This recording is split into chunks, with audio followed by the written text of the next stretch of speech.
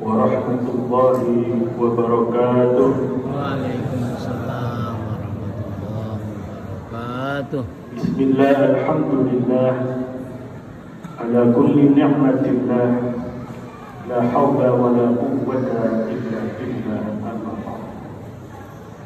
Rabbi shrah li sadri wa yassir li amri wahlul 'uqdatam min lisani yafqahu qawli.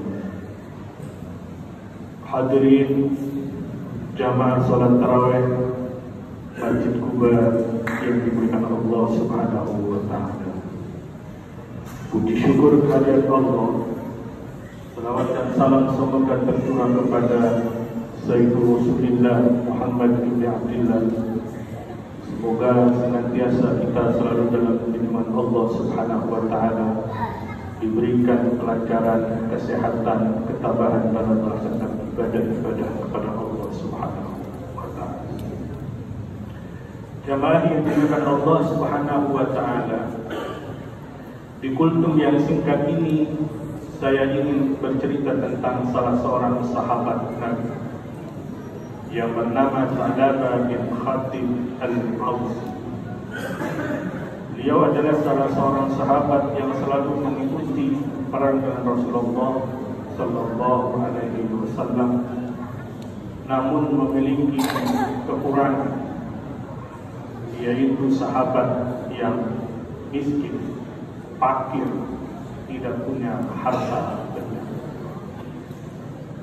Sehingga para mufassir menjelaskan sosok sahabat Sa'labah ini itu seperti ketika saking miskinnya, ketika dia sholat bersama Rasul, itu istrinya di rumah tidak pakai baju, karena bajunya satu dipakai berdua bersama istri. Suatu ketika seperti biasa mengikuti sholat berjamaah dengan Rasul di masjidnya Rasulullah Shallallahu Alaihi Wasallam.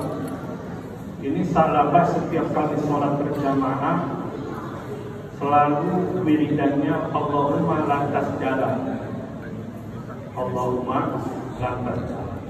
Kagak ikutan wiridan, kagak ikutan baca-bacaan, tapi langsung pulang ke rumah karena mengejar istrinya yang ingin sholat. Akhirnya Rasul menegur Sa'labah, Sa'labah, kenapa kamu setelah sholat berjamaah bukan bersimpuh bersama kami, tapi kamu langsung pulang?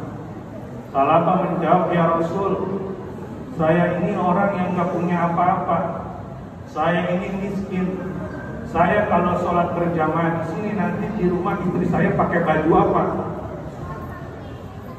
Lalu Sa'labah menimpali lagi dan ucapannya, maka dari itu ya Rasul, tolong doain saya jadi orang kaya. Apa kata Rasul? Qalilun tu'addi syukrahu khairun min kathirin la tu'tihi. Harta yang sedikit yang mampu disyukuri itu lebih baik daripada harta yang banyak yang tidak dapat disyukuri. Besoknya sholat jamaah ngomong lagi ke Rasul, ya Rasul, tolong saya doain jadi orang kaya. Rasul tidak bergeming, kata Rasul, kalau saya ini seorang utusan. Kalau ada kata gunung Uhud itu saya doakan untuk menjadi emas untuk saya, maka itu mudah. Rasul ingatin lagi, qalilun yu'addi syukrahu khairun min kathirin la tu'tihi. Besoknya datang lagi masa-masa ke Rasulullah, ya Rasul, tolong doain saya jadi orang kaya.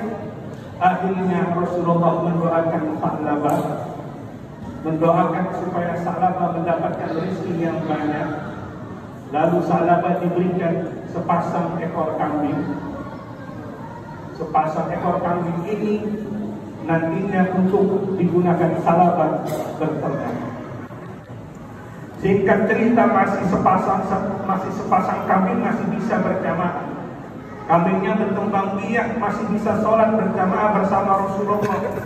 Ternyata kambingnya semakin banyak, Semakin banyak, akhirnya Salabah sibuk mengurusi kambingnya, lalai berjamaah dengan Rasulullah. Sampai-sampai Salabah ini hanya bisa berjamaah sholat maghrib, sholat zuhur dan sholat asar. Akhirnya kambingnya itu saking banyaknya, semakin banyak berkembang biak, itu diibaratkan seperti ulat-ulat yang mengelilingi, yang berkumpul. Banyak beredar di kota Madinah. Banyak omongan dari masyarakat, Salabah mengungsikan kambingnya ke bukit di pinggiran Madinah. Tinggal di sana ngurusi kambing. Saking banyaknya yang dulunya bisa sholat berjamaah dengan Rasul, dia tidak bisa berjamaah dengan Rasul. Akhirnya tidak bisa sholat Jumat bersama Rasul. Akhirnya kagak sholat gara-gara kebanyakan kambing. Hadirin jamaah yang dimuliakan Allah Subhanahu wa taala. Suatu hari Rasul teringat dengan Salabah. Di mana ini Salabah? Kau kagak pernah nongol bersama kita di majlisnya Rasulullah Sallallahu Alaihi Wasallam. Kata para sahabat, menjawab, Salabah sibuk ngurusin kambingnya ya Rasulullah. Sekarang dia berpindah di atas bukit bersama kambing-kambingnya. Rasul teringat karena ketika dia minta didoakan, dia ngomong kepada Rasul, ya Rasul, kalau saya ini jadi orang kaya nanti saya akan rajin sedekah. Kalau saya ini jadi orang kaya pasti saya akan menjadi orang yang soleh. Ibadah saya tambah rajin, ibadah saya tambah baik, kualitas hati juga semakin tinggi. Akhirnya Rasul mengutus 2 orang sahabat untuk memintakan zakatnya Salabah. Sampai di bukit bertemu Salabah, bukannya ngomong baik-baik, Salabah malah justru dia seakan mengejek Rasulullah Sallallahu Alaihi Wasallam. Padahal Rasul minta untuk dikeluarkan zakatnya Salabah. Tolong keluarkan zakatmu. Apa jawaban Salabah? Ini zakat apa suruh bayar pajak? Kabar itu sampai ke telinga Rasulullah Sallallahu Alaihi Wasallam, sampai Salabah diceritakan ceritanya oleh Allah Subhanahu Wa Taala di dalam Al-Quran. Wa minhum man ahadallaha, di antara mereka pernah berjanji kepada Allah Subhanahu wa taala, la in atana min fadlihi, kalau saya bisnisnya cair, kalau saya jadi orang kaya, kalau cita-cita saya terkabul, kalau tanah saya laku, begitu. Dulu belum laku, ngomongnya tinggi. La nasaddaqanna, maka pasti saya akan sedekah. Datang ke takbir masjid, Pak Ustaz, doain saya ini kalau tanah saya laku 1 hektar 1.000 jatah masjid, 10.000 jatah masjid per meter. Dulu Salabah bicara begitu kepada Rasulullah Sallallahu Alaihi Wasallam. La nasaddaqanna wa la nakunanna minas sholihin, dan pasti saya ini akan menjadi orang yang soleh. Sebelum kaya ngomongnya juga. Akhirnya falamma atahu min fadli, ketika Allah menganugerahi, mengkabul segala cita-citanya, keinginannya, tanahnya laku. Nih, bahyumi, dia beli, kagak mau dikeluarin. Omongnya mau nyumbang gede, saya nyumbang 100 sak untuk masjid, jadinya cuma 10 sak. Bahkan dijelaskan oleh Allah Subhanahu wa taala. Wa tawallau, dan dia berpaling dari Allah Subhanahu wa taala, kata mengakui bahwa saya dulu pernah berjanji. Wa hum mu'ridun, dan mereka inilah adalah orang-orang yang berpaling dari Allah Subhanahu wa taala. Hadirin jamaah yang dimuliakan Allah Subhanahu wa taala. Cerita singkat tentang Salabah ini adalah pembelajaran untuk kita. Mungkin di antara kita ada yang berjanji kepada Allah Subhanahu wa taala, kalau cita-citanya terkabul saya akan memberikan ini, memberikan itu, bersedekah ini, bersedekah itu. Yuk kita tunaikan, karena itu adalah janji dicatat oleh Allah Subhanahu wa taala. Jangan sampai seperti Sa'labah, akhirnya Sa'labah itu sadar